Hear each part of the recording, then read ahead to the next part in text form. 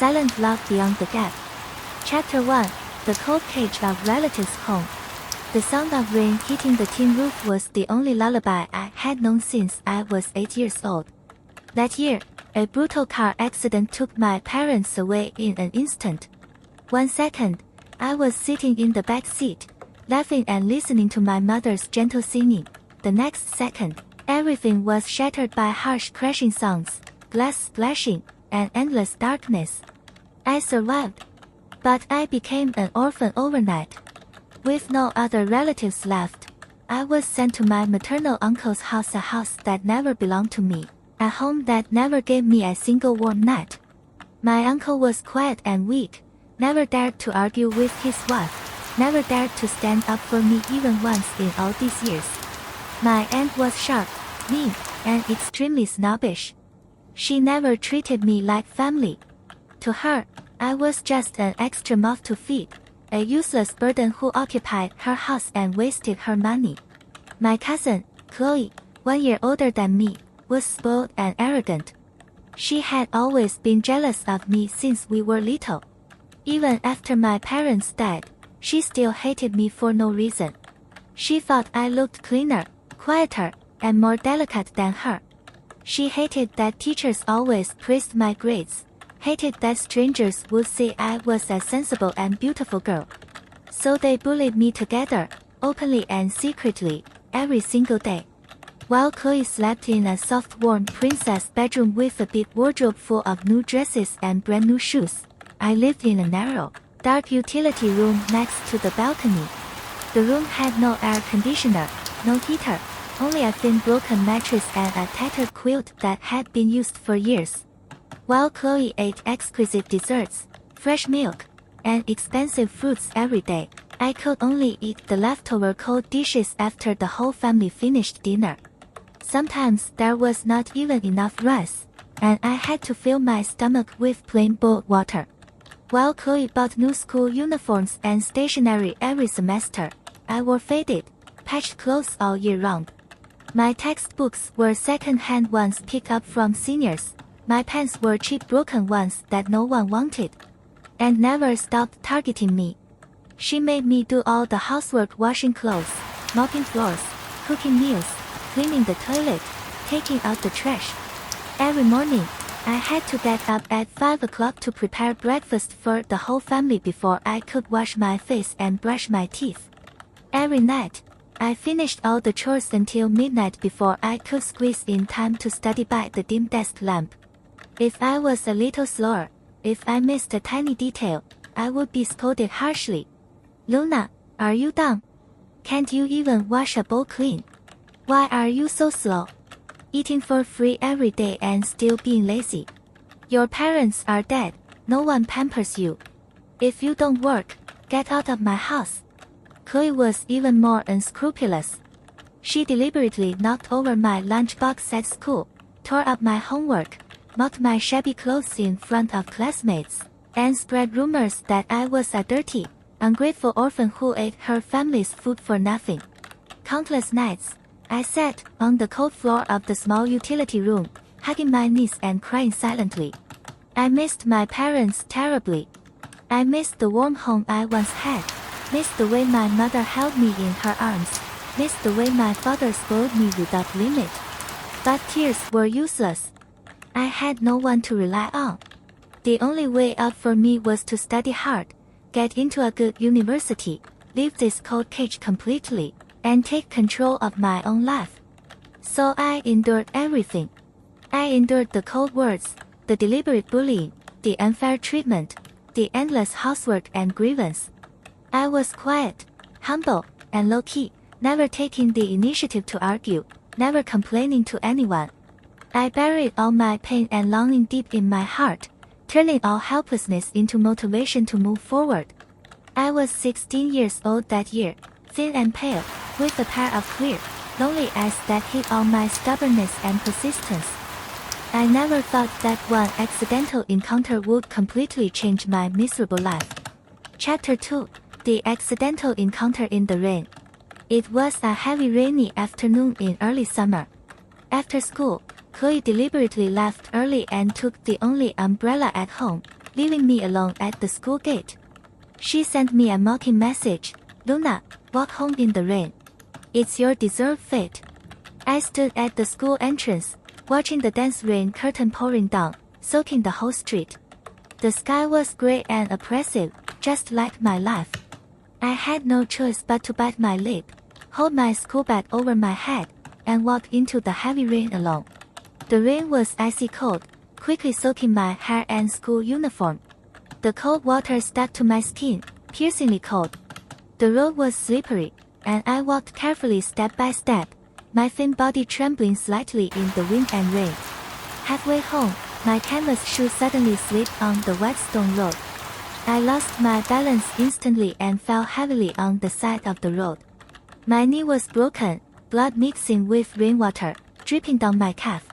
My elbow was also bruised and bleeding, burning with sharp pain. The heavy rain kept hitting my face, blurring my vision. I knelt on the ground, unable to get up for a moment, the pain spreading all over my body. For a moment, endless grievance and helplessness flooded my heart. I lowered my head and let the rain wash my face, tears mixing with rainwater, silently sliding down my cheeks. Why was my life so hard? Why did I have to endure all this alone? Just when I was in despair, a luxurious black luxury car slowly stopped beside me. The car window slowly rolled down, and a young man's cold, deep voice sounded above the pattering rain. "Are you hurt?" I froze slightly and looked up in a daze. The moment I saw his face, my breathing almost stopped. He was the most handsome man I had ever seen in my life. He looked about 20 years old, with sharp and three-dimensional facial features, cold and aloof eyebrows, a tall and straight figure, and an innate noble and extravagant aura that belonged only to the top wealthy family. His black shirt was neat and expensive, his wrist wore a limited edition luxury watch, and every move revealed the elegance and coldness of a born aristocrat. His deep dark eyes fell on my embarrassed, soaked body, with a faint trace of inquiry and rare tenderness. I had seen him before. He was Lucian Voss, the eldest young master of the top wealthy Voss family in the city, a legendary figure who was young, powerful, cold and arrogant, standing at the top of the social pyramid. A person like him lived in a glamorous, completely different world from mine. He was the bright moon high in the sky, while I was the humble mud on the ground. We were never supposed to have any intersection. I panicked instantly, quickly lowered my head, struggled to stand up in a hurry, and whispered awkwardly, "I'm fine, thank you, sir." The pain in my knee made me stagger as soon as I stood up, and I almost fell down again. Before I could stabilize my body, the car door was pushed open. Lucian stepped down in the rain. He held a black umbrella, walked straight towards me, and firmly supported my shaky arm with his warm palm. His touch was clean and warm, different from the coldness of the rainy day. "Don't move." His voice was low and calm, with an irresistible force. He looked down at my bleeding knee, his cold eyebrows slightly furrowed. "You're badly injured. Can you walk?" I bit my lip, my eyes red, and shook my head gently. I was too embarrassed to look up at him. My whole body was soaked, my clothes were dirty and wrinkled, my legs were covered in blood and rain, and I was in a complete mess. I had never been so embarrassed in my life, especially in front of such a perfect and noble man. Without saying more unnecessary words, Lucian directly bent down, stretched out his long arms, and gently picked me up horizontally. I was completely stunned, my whole body stiffened instantly. I was thin and light in his arms. He held me steadily, the umbrella completely covering my body, leaving half of his shoulder exposed to the heavy rain, quickly soaked by the rainwater. My heart beat violently, thumping endlessly in my chest. I could smell the clean, cold cedar scent on his body, feel his steady and warm heartbeat through the thin shirt. His arms were powerful and safe, the safest embrace I had felt since my parents passed away. For 16 years, I had only endured coldness and bullying. No one had ever cared about my injury, No one had ever held me so gently. No one had ever protected me from the wind and rain. Tears suddenly welled up in my eyes again. He carried me steadily into the luxury car, carefully put me on the clean leather seat, and took out a clean dry blanket to wrap my cold body tightly. The warm temperature of the car wrapped me instantly, driving away the cold rain on my body. He sat opposite me, took out sterile medical supplies from the car drawer, and personally helped me clean the wound and bandage it carefully. His movements were gentle and meticulous, completely different from his cold and distant appearance. "Does it hurt?" he asked softly, raising his eyes to look at me. I stared at his perfect face at close range, my mind blank, and nodded foolishly. "Bear with it for a while," he whispered, his tone rare gentle. In the quiet carriage, the sound of rain outside the window was isolated. Only his low voice and my chaotic heartbeat remained. At that moment, I knew completely. I had fallen for him. A humble, sudden, desperate crush that I shouldn't have had. Chapter 3: The Gap Between Clouds and Mud. Lucian sent me to a private hospital to treat my wound properly, and then drove me back to the alley where my uncle's house was located. Before getting off the car, he left me a box of medicine and a brand new umbrella, his cold eyes light and calm. "Be careful on the road. Don't run in the rain again." I clutched the warm medicine box tightly, my eyes red, and whispered sincerely, "Thank you, Mr. Voss." He glanced at my thin, pale face, paused for a second, and asked casually, "What's your name?" "Luna Carter." He nodded slightly, did not ask more about my life, and watched me get off the car. The luxury car started slowly and drove into the distance, disappearing at the end of the street in the blink of an eye. I stood in the rainy alley, holding the umbrella he gave me, staring at the direction he left for a long time, unable to recover for a long time. I knew we would never meet again. He was the top wealthy young master, standing high above the clouds, with an infinitely brilliant future. I was a poor orphan living in a relative's house, stuck in the muddy quagmire, with nothing but a miserable life. The gap between us was wider than the sky and the earth. When I dragged my injured leg back to my uncle's house, I inevitably faced Aunt's harsh scolding and Chloe's sarcasm. "Where did you fool around all afternoon? Coming back so late with an injured leg? Are you trying to extort money from our family?" Aunt crossed her arms and scolded sharply. Chloe leaned against the door, staring at the new umbrella and expensive medicine box in my hand, her eyes full of jealousy and suspicion. "Where did you get these good things? Luna, don't tell me you hooked up with some man outside behind our backs. You are really shameless, relying on your little white face to seduce people." I pursed my lips tightly, did not explain, and silently walked back to my small utility room. Explanation was useless. They would never believe me, they would only use the dirtiest thoughts to speculate on me.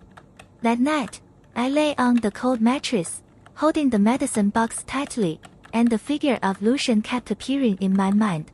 His cold eyebrows, his gentle movements, his warm embrace, his low voice. For the first time in 16 years, someone treated me tenderly, cared about my pain, and protected me without asking for anything in return. This short encounter became the only light in my dark life. From that day on, I studied harder than ever. I knew I was not worthy of him now, but I wanted to walk out of the mud, wanted to stand in front of him one day in the future, no longer humble, no longer embarrassed, no longer inferior. I wanted to become better, just to be qualified to look at him squarely. A month later, the city's top elite high school held a citywide scholarship selection exam. Only students with the top 10 grades in the city could get free admission qualifications and full scholarship subsidies. That elite high school was the school where all the wealthy children in the city studied. It was also the school where Lucian graduated. I clenched my fists and secretly made up my mind. I must pass the exam. I want to walk into his world. Chapter 4: Reunion in the elite campus. I stayed up every night to study, endured endless housework and verbal abuse, and squeezed out every minute and second to brush questions and memorize knowledge points. No matter how late I studied, no matter how tired I was, I never slackened off. The thought of Lucian was the most powerful motivation supporting me. Finally, the results came out. I ranked third in the city and successfully got the full scholarship admission qualification of the elite Noble High School. When the admission notice was sent home, Aunt and Chloe were shocked and extremely jealous. Chloe, who had always boasted of being superior, only got into an ordinary high school. She stared at my golden admission notice, her face distorted with anger. Why do you get into the noble school? You are just an orphan. You don't deserve it. Chloe screamed hysterically. And also looked unhappy, but because the school was famous and the scholarship was generous, she did not stop me from going to school, but scolded me coldly. Don't be proud. Go to school honestly, earn scholarship money to hand over to the family, and don't make any trouble. I ignored their malice and held the admission notice tightly, with a faint light in my eyes. I was finally going to step into his world. The Noble High School was completely different from the ordinary school I used to attend. The campus was huge and luxurious. All students were dressed in custom school uniforms, elegant and confident, coming from wealthy and powerful families. I was the only poor student in the whole grade who relied on scholarship admission. I was still humble and low-key, wearing the simplest clothes, never taking the initiative to communicate with others, only burying myself in studying hard every day. Many rich kids secretly mocked me, talked about my poor background, laughed at my shabby clothes, and said I was a country bumpkin who squeezed into the noble school. I turned a blind eye to all the gossip and discrimination. I endured all the cold stares, just waiting for the chance to meet Lucian again. The opportunity came on the school's annual alumni return day. Excellent graduates from previous years would return to campus to share their experiences. As the most outstanding graduate of the school, Lucian Voss would definitely attend. On that day, the whole campus was boiling. Countless female students crowded the corridor, eagerly waiting for his appearance. And I stood quietly at the corner of the teaching building, my heart beating fast, staring at the school gate nervously. Soon, the familiar black luxury car stopped at the school gate. Lucian got out of the car. He was more mature and handsome than half a year ago.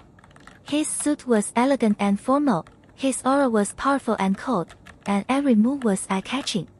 All the girls around screamed softly. It's Mr. Voss. He's so handsome. He's the youngest president of the Voss group, super powerful. I heard countless young ladies are chasing him, but he never looks at anyone. I stared at him in the crowd, my eyes hot and sore. He was still the bright moon high in the sky. But I was finally standing in the same world as him. During the sharing session, Lucian sat on the podium, speaking calmly and powerfully, his words sharp and logical, shocking all the teachers and students present. After the sharing ended, many people swarmed up to take photos and asked for contact information, but he refused all of them politely and distantly. Just when he was about to leave, his eyes suddenly swept across the crowd and accurately fell on me in the corner. His footsteps paused slightly. The cold indifference on his face faded a little, and a faint trace of surprise flashed in his deep eyes. He recognized me. Under the gaze of everyone, he walked straight towards me step by step. All the surrounding voices disappeared in an instant. Everyone stared at this scene in shock, completely unable to understand why the cold and aloof young Master Voss would take the initiative to walk towards an ordinary poor student. Lucian stopped in front of me, looked down at my quiet face, and spoke in a low voice only the two of us could hear. Luna. My eyes turned red instantly, and I nodded tremblingly. It's me, Mr. Voss. He stared at me for a long time, the corners of his lips slightly lifting into a rare faint smile. You came here. Chapter 5, His Exclusive Tenderness. No one knew how shocked I was at that moment. I thought he had long forgotten this trivial rainy day encounter, forgotten my insignificant name. But he remembered. He remembered my name, remembered my embarrassed appearance in the rain, remembered me completely. The surrounding students were all staring at us in astonishment, whispering and guessing our relationship. Lucian ignored all the curious gazes around him, only focused on me, his tone gentle and patient. Your leg injury, has it fully recovered? I nodded quickly. It's all better, thank you for your concern. Good. He looked at my thin figure, his eyes faintly distressed, studying hard here alone. I held my breath and nodded softly. He could see my inferiority and unease at a glance, could see the thinness and fragility hidden under my quiet appearance. He did not ask about my miserable family situation, did not expose my embarrassment in front of the crowd, but gave me the most proper tenderness and respect. If you encounter any difficulties in study or life in the future, you can contact me. He took out his private business card and handed it to me personally. The black card was low-key and luxurious, with only his name and private mobile phone number printed on it. I held the thin card tightly, my fingertips trembling slightly, and my heart was filled with unprecedented warmth. From that day on, Lucian began to take the initiative to take care of me silently. He would ask his assistant to send me nutritious breakfast and lunch every day, fearing that I would be hungry and wrong myself. He would send me review materials and elite exercise books that were hard to buy outside, helping me make up for my insufficient foundation. When other rich students in the school bullied me and mocked my background, he would quietly suppress all the rumors and warn those people not to touch me again. He never made a big fuss, never publicized his kindness, always guarded me silently in the dark. I knew he was different to me. He was cold and distant to everyone else, indifferent to all the active courting of wealthy young ladies, but gentle and patient only to me, a humble orphan girl. My secret crush grew deeper and deeper in his continuous tenderness. But I still dared not confess. The gap between us was still too big. I had nothing, no family background, no status, no wealth. I was not worthy of his love. I could only hide my love silently, repay his kindness with my best grades, and let myself grow better little by little. But my quiet life was soon broken by my cousin Chloe. Chloe was extremely jealous when she knew I was taken care of by the top wealthy young master.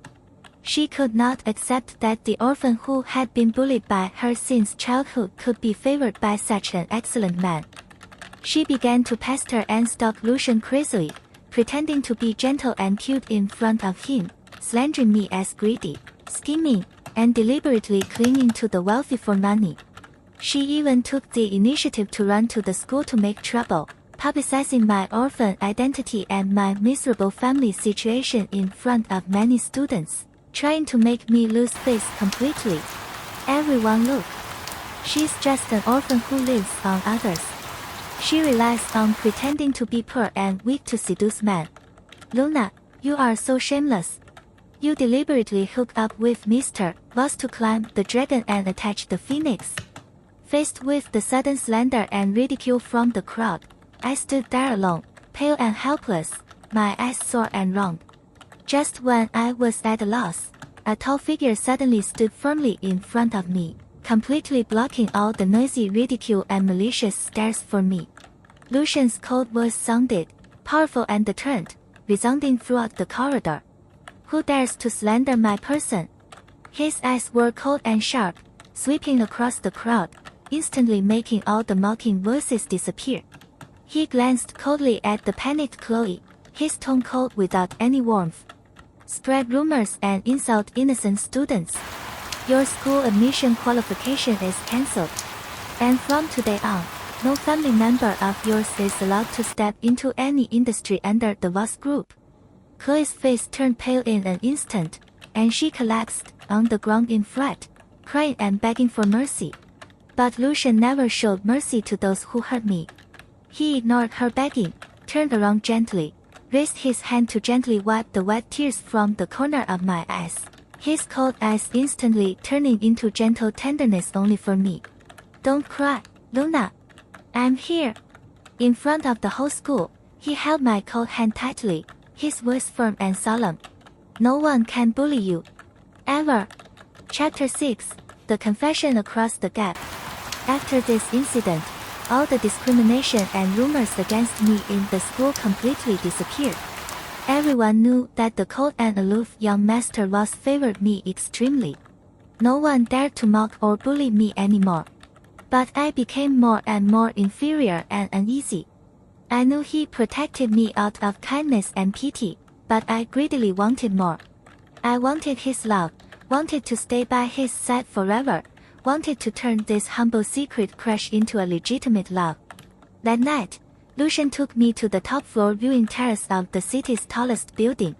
The night view of the whole city was in full view, the neon lights were brilliant, and the night wind was gentle. He stood beside me, looking at the bright night scene, and suddenly spoke softly. Luna, do you know why I took the initiative to approach you? I froze, my heart beating wildly, and shook my head nervously. He turned to look at me, his deep eyes full of serious affection that I had never seen before. It's not pity. The first time I saw you in the rain, you were obviously in great pain, but you still tried your best to stand up stubbornly, never begging or complaining. I saw perseverance and purity in you that no one else has.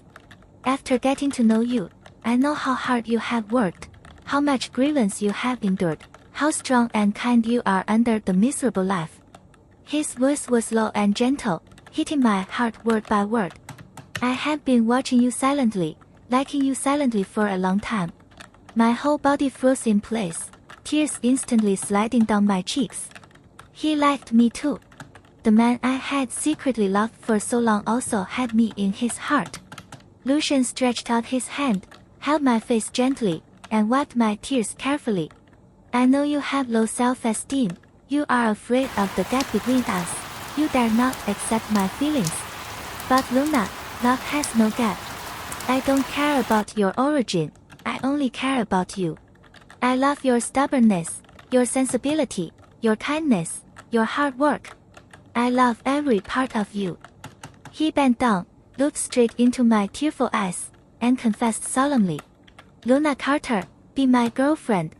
Let me protect you for the rest of my life. Let me give you all the tenderness and happiness you have never had. Under the brilliant night sky of the whole city, I threw away all my inferiority and hesitation, nodded vigorously with tears in my eyes, and choked out a response. I am willing. Lucian, I love you too. He smiled softly, lowered his head, and kissed my tear-stained lips gently and devoutly. The cold night wind became gentle at this moment, and all the darkness and grievance in my life were completely dispelled by his love. Chapter 7, Love That Overcomes All Gaps. After we were together, Lucian completely spoiled me without bottom line. He took me out of my uncle's cold and roofless home, arranged a warm and safe apartment for me to live alone, and never let me suffer any more grievance. He accompanied me to study, encouraged me to pursue my dreams, taught me to be confident and brave, and let me slowly walk out of the shadow of childhood pain. He would remember all my preferences, spoil me carefully in every detail, fill all the missing warmth and love in my growth. The wealthy circle was unanimously opposed to our relationship. Countless people felt that I was not worthy of him, that I was clinging to the Voss family for wealth and status. Numerous wealthy young ladies slandered and excluded me, tried every means to break us up, and mocked my humble origin. Faced with all external doubts and opposition, Lucian never hesitated, never wavered. He publicly announced our relationship in the upper-class circle, protected me firmly behind him, and told everyone domineeringly, Luna is the only person I love. No one is allowed to question or hurt her. No matter what her origin is, she is my most precious treasure. He used his strength and love to block all the wind and rain for me, helping me grow from a humble, inferior orphan girl into a confident, shining girl. I lived up to his love and protection. I studied harder, was admitted to the top university in the country with excellent grades, and gradually grew into an excellent and independent young woman. I no longer inferior, no longer timid. With his love as my confidence, I faced all difficulties and doubts calmly. Years later, I stood side by side with Lucian in the top international business arena, becoming his most compatible partner and the most dazzling existence beside him. All the gap rumors were broken by time and our sincere love. Looking back on my miserable and dark childhood, I was infinitely grateful for that rainy accidental encounter. It was him who pulled me out of the muddy abyss, gave me light and hope, gave me a complete and warm life. He was the salvation of my life, the only love in my life. On the night of our wedding, under the starry sky all over the sky, Lucian held my hand tightly, his eyes gentle and deep. From the rainy day I met you, my world has only had one light. I leaned in his arms, smiled with tears, and whispered softly, "And you are the only salvation of my whole life." Love crosses the gap between cloud and mud, heals our childhood scars, and finally achieves a lifetime of eternal tenderness. Chapter 8. Gentle Days and Hidden Trials. The days after our wedding were quiet and warm, like a slow-flowing stream bathed in gentle sunlight. Lucian never let me experience the slightest bit of hardship or grievance. The grand and luxurious Voss villa, which was always cold and solemn in the eyes of outsiders, was filled with gentle warmth because of my existence. He was still the decisive and cold-hearted business tycoon outside, capable of suppressing all disputes and controlling the entire business empire with a single word. But the moment he stepped into the villa, all his sharp edges and corners would soften completely. Every morning, he would wake up earlier than me, quietly watching my sleeping face for a long time, as if he was cherishing the hard-won warmth in his life. He would personally arrange my favorite breakfast, no longer the fancy and expensive delicacies of the upper class, but the simple and light tastes I had been used to since I was a child. He knew I had suffered from hunger and cold for too long, so he tried his best to fill every trivial detail of my life with tenderness, making up for all the warmth I had lost in my childhood. I gradually got rid of the inferiority and timidity that had rooted in my bones for many years. Under his doting and protection, I became bright and calm, gentle and powerful. I did not stop growing after marriage. I used the resources Lucian provided me to continue my academic research, focusing on public welfare and poverty alleviation projects. I knew the pain of being humble and helpless, so I wanted to hold up a light for more people trapped in the mud. Lucian fully supported all my choices. He invested a huge amount of money to set up a public welfare foundation under my name, letting me independently manage all projects, and never interfered with my decisions. "My girl is kind and shining," he would say softly every time he watched me work seriously, his eyes full of undisguised pride and love. "You can do whatever you want, and I will always be your strongest backing." But the upper-class circle never stopped talking about our marriage. Even after years of marriage, there were still countless people who could not understand why the proud and powerful Lucian Voss would insist on marrying an orphan, with no background, no family power, and no noble blood. The whispers and prejudices never completely disappeared. They just hid in the dark, waiting for an opportunity to break out and destroy our peaceful life. Mrs. Voss, Lucian's grandmother, the most prestigious elder in the Voss family, had always been dissatisfied with me.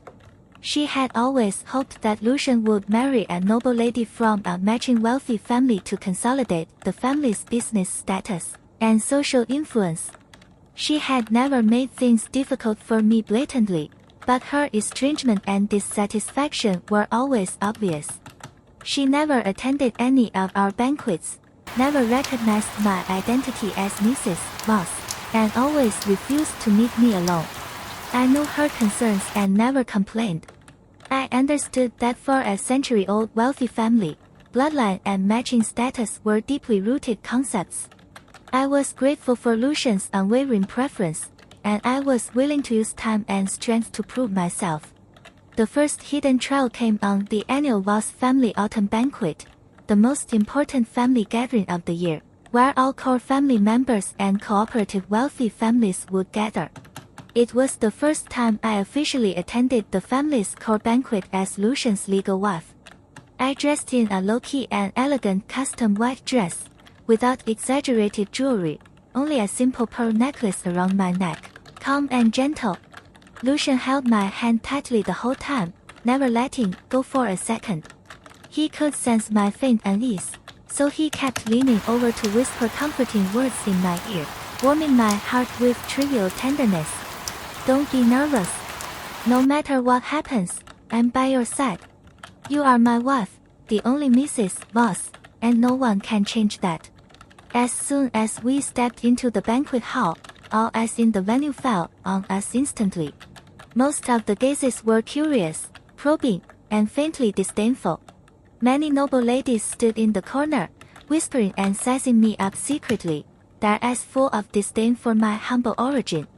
After all these years, she still can't get rid of her rustic temperament. No matter how expensive the dress is, it can't cover up her inferior roots. Young Master Voss dotes on her, but the family will never recognize her. A person with no family background is not worthy of sitting in this position. I heard Grandma Voss has long intended to let them separate. It's just a matter of time. The whispers were faint, but they clearly drifted into my ears. My fingers tightened slightly, but I did not flinch or show any embarrassment on my face. I raised my chin slightly, maintained my gentle and calm demeanor, and stood firmly beside Lucian. I had long walked out of the shadow of inferiority. I may have been born humble, but my years of hard work and growth had given me enough confidence to stand beside him. Soon, Grandma Voss walked into the banquet hall surrounded by the core elders of the family. She was old but energetic, with a stern expression and sharp eyes that swept across the entire venue, carrying the supreme majesty of the Voss family. Her gaze skipped over me directly, as if I was just an insignificant heir, and she only looked at Lucian with a cold tone. Lucian, come with me to the study. I have something important to talk to you about. All the people in the venue fell silent instantly, and countless probing eyes fell on me, waiting to see my embarrassment and loss. I could feel the faint tension in Lucian's palm. He frowned slightly, but did not let go of my hand. Instead, he held me tighter, and turned to look at Grandma Voss with a firm attitude. Grandma, if you have something to say, you can say it here. Luna is my wife, and there is no secret between us. His words were clear and powerful, directly declaring his unwavering attitude in front of the entire family and upper-class circle. Grandma Voss's face turned cold instantly, and her eyes became more stern. She did not expect that after so many years, Lucian would still be so stubborn for an insignificant orphan girl, even disregarding the family's face. Do you know what you are insisting on? Her voice was cold and heavy, echoing in the quiet banquet hall. You are the heir of the Voss family, carrying the future of the entire century-old family. You can't be willful for a woman who can't bring any benefit to the family. She has no background, no support, no matching ability. Staying with her will only drag down your development and the reputation of the Voss family. The atmosphere in the venue froze completely. All the elders looked at me with disapproval, and the surrounding guests held their breath, waiting for Lucian's compromise. But Lucian never hesitated for a second. He pulled me gently to his side, wrapped his arm around my waist protectively, and faced all the elders and the entire upper-class crowd with a cold and domineering posture. Grandma, you are wrong. His voice was low and powerful, with an unquestionable firmness. Luna has no powerful family, but she has relied on her own efforts to walk from the mud to the light. She is kind, tough, pure and shining. She never covets my wealth and status, never relies on me to seek benefits, and has always been working hard to become better. In these years, she has never caused any trouble for the Voss family. On the contrary, her public welfare projects have brought countless positive reputations and social prestige to the family. All the kindness and warmth in my life are given by her. The Voss family's reputation is not based on a noble marriage, but on upright conduct and sincere kindness. I would rather give up all the family power than lose her. Every word was sonorous and powerful, smashing all the prejudices and rumors in the venue. All the people present were shocked. No one expected that the cold and rational Lucian would be so affectionate and firm, willing to confront the entire family for me. Grandma Voss's chest heaved violently with anger, staring at us tightly, her face turning pale with anger. I gently grabbed Lucian's arm, shook my head slightly to stop him from continuing to confront the elder, and then took a step forward on my own initiative.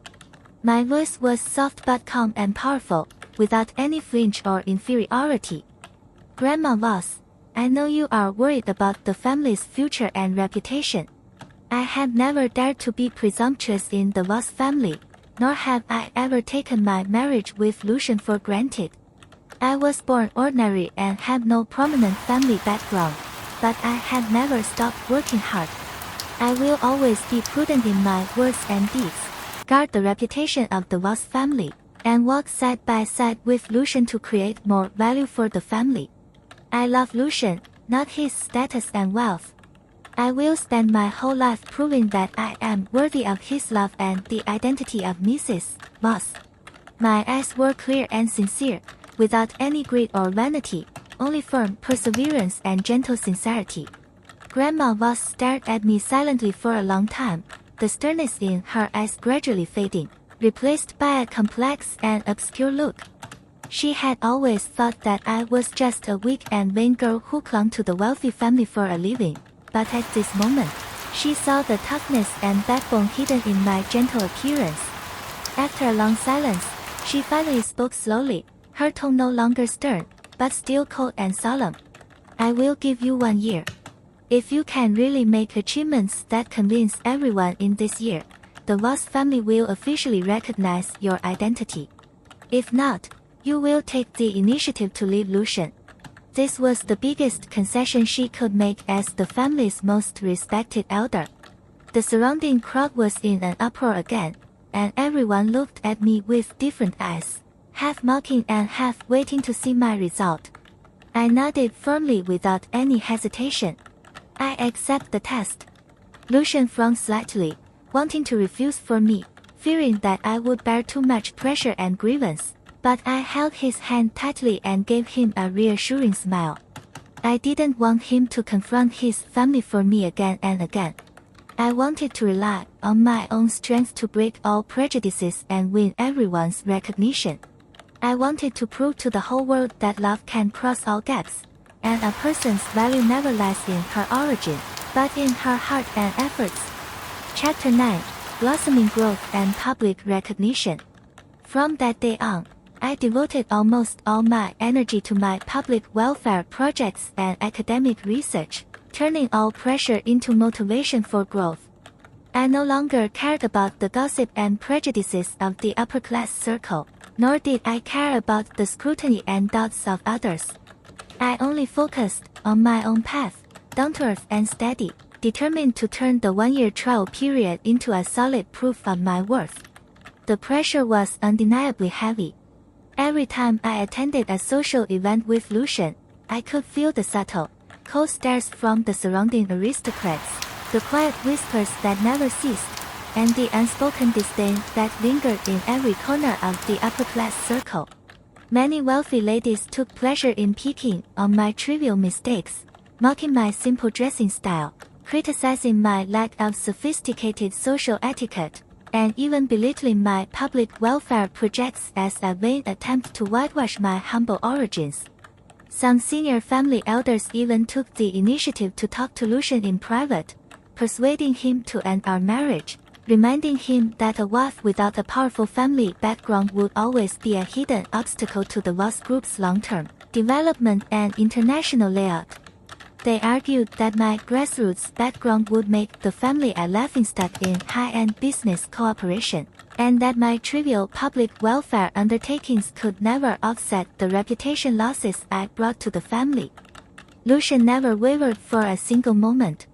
Every time he heard those slanders and dissuasions, he would directly and forcefully shut down all doubts, his cold aura intimidating everyone who tried to stir up trouble. He never told me these trivial disputes, never let me bear the unnecessary pressure of worldly prejudice alone. Instead, he quietly shielded me from all the darkness, leaving me only a clean and peaceful space to focus on my career and growth. He would accompany me to visit remote mountainous areas on weekends, putting aside his endless business meetings and elite banquets. He wore simple casual clothes, walked on rugged muddy roads with me, and patiently accompanied me to investigate the living conditions of left-behind children and impoverished families. He never disliked the dusty environment or the simple and crude conditions of rural villages. On the contrary, he would take the initiative to help local residents carry supplies, check the safety of rural teaching buildings, and personally discuss improvement plans with grassroots teachers. Watching him, the aloof business tycoon who dominated the international market, bending down to help a rural child fix a broken desk, my heart was always filled with endless warmth and strength. He did not love me blindly and indulgently. He walked side by side with me, respecting my ideals, recognizing my persistence, and growing with me in silence. In the first 3 months of the trial period, I sorted out the long-neglected poverty alleviation and education assistance projects, revised the originally loose and trivial plans into a systematic, targeted and operable public welfare system. I focused on helping orphan and impoverished teenagers in remote areas, building free reading classrooms, donating teaching equipment and daily supplies, and launching free tutoring and psychological counseling programs. Having experienced the helplessness of being an orphan and the hardship of struggling in poverty since childhood, I knew exactly what these children needed most. It was not only material assistance to solve food and clothing problems, but also spiritual guidance to help them build self-confidence, break the inferiority rooted in poverty, and give them the courage to change their fate through hard work.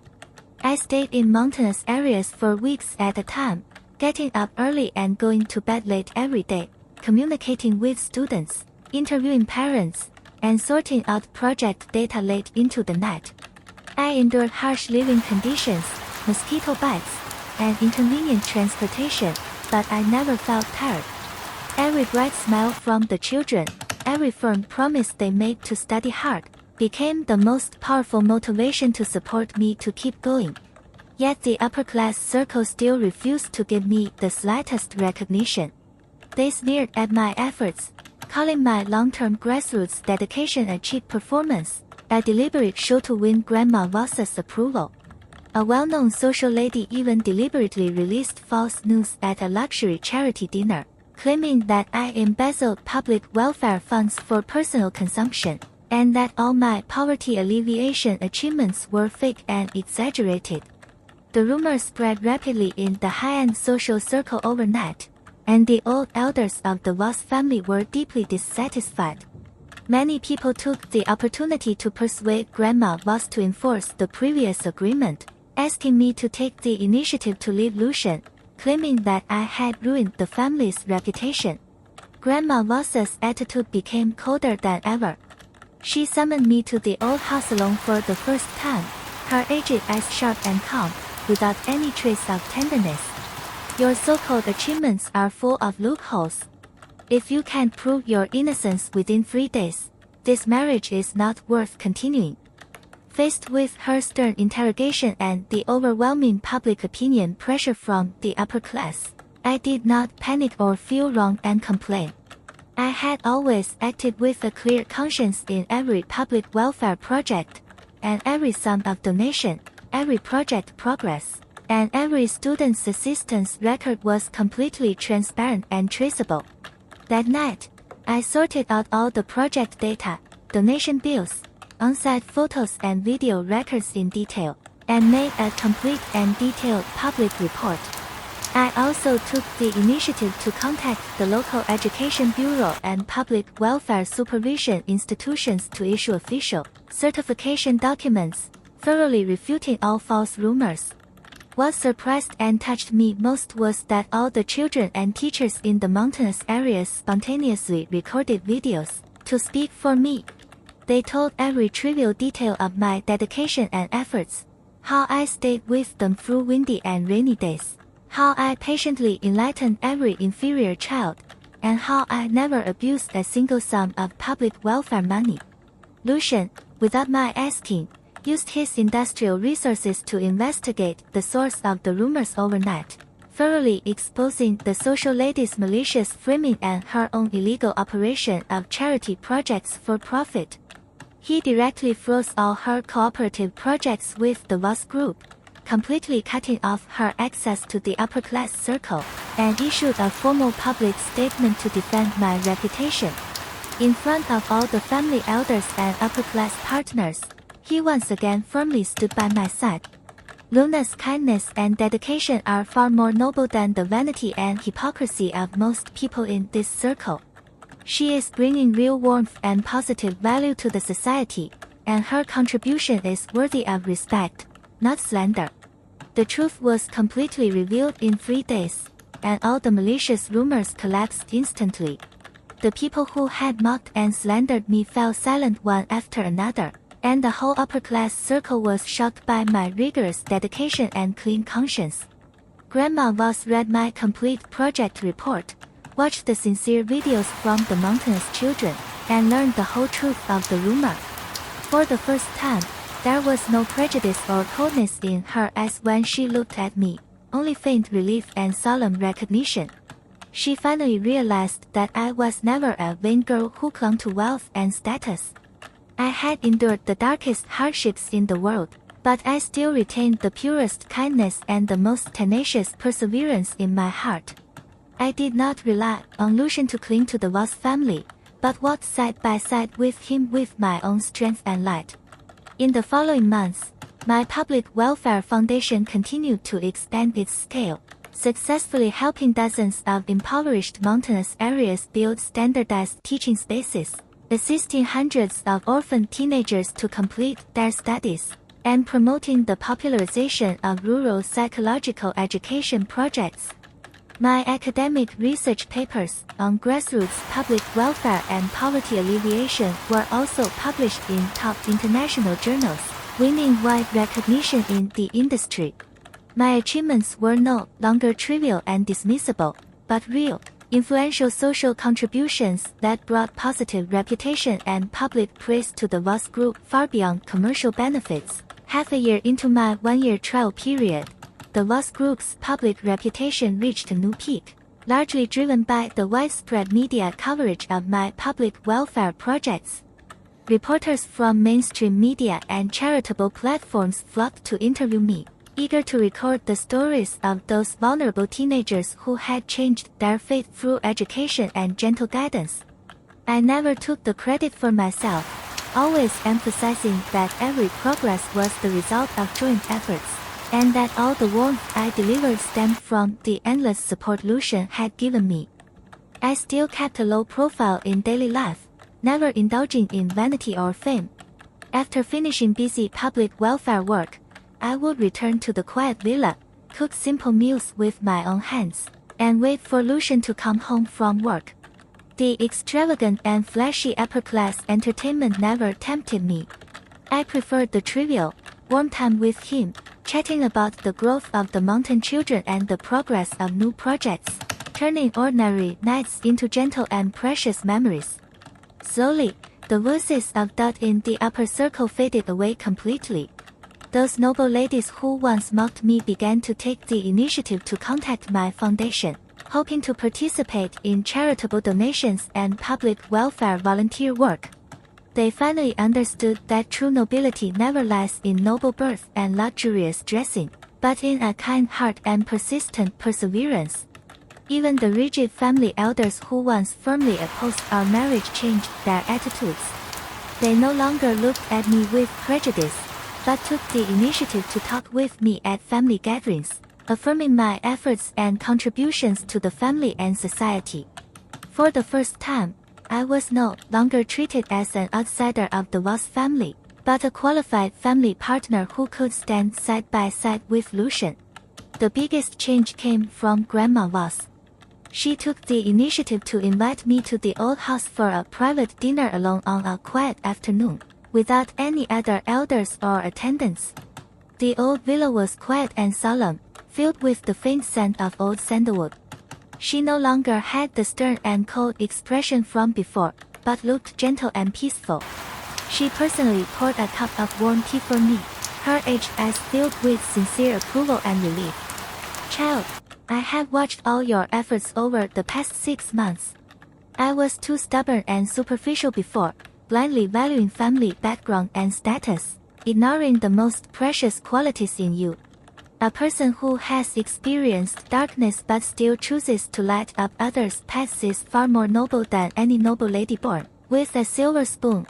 You are not dragging Lucian down, you are warming him, completing him, and making the Voss family more tender and responsible." Her words made my eyes turn warm instantly. All the hidden pressure, grievances, and silent persistence of the past days all melted away at this moment. I had spent half a year proving my worth with practical actions, and finally won the sincere recognition of the most rigid elder of the Voss family. "Grandma, I just did what I think is right," I said softly, holding the warm teacup, my heart calm and steady. Grandma Voss nodded slowly, a faint smile appearing on her solemn face. "There is no need to wait for the 1-year deadline. From today on, you are the officially recognized Mrs. Voss of our family, the only one." That night, when I told Lucian the news, he held me tightly in his arms for a long time. His chest was warm and powerful, and his voice was low and hoarse with endless heartache and tenderness. "I always knew my girl was the best. You never need to prove anything to anyone, but I'm sorry you had to carry so much pressure alone." I hugged his waist tightly, buried my face in his chest, and smiled softly. The journey from mud to light was tough and exhausting, but every step was worthwhile. I had not only broken the worldly prejudice against origin, but also guarded our hard-won love with my own strength. The gap between cloud and mud no longer existed. I was no longer the humble and inferior orphan girl who could only look up to him. I had grown into a shining, independent and powerful woman, standing side by side with my lover equally, guarding our love and warmth together for a lifetime. In the days that followed, every corner of the upper-class circle completely abandoned their old prejudices against me. All the mocking talks and biased judgments were replaced by sincere admiration and respect.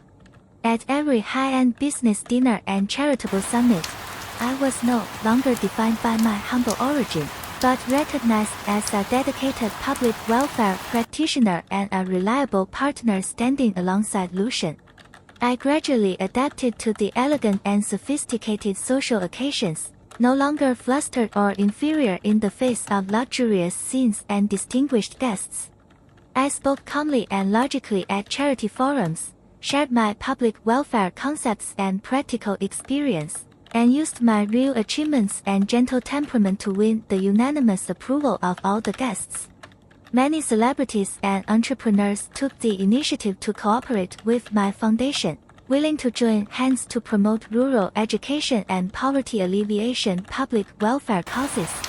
Grandma Voss's attitude towards me became extremely gentle and kind.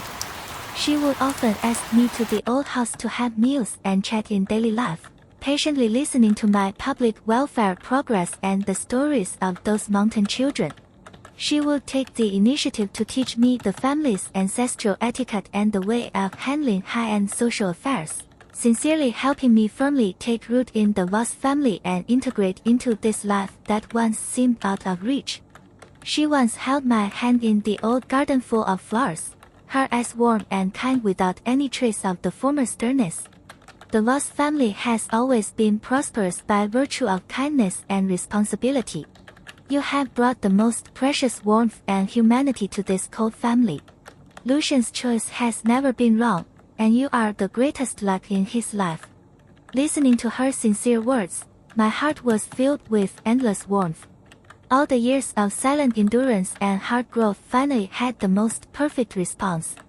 I once thought that origin was an insurmountable moat, but I finally understood that true nobility is never born, but forged by perseverance, kindness and self-improvement. Lucian was always proud of my growth.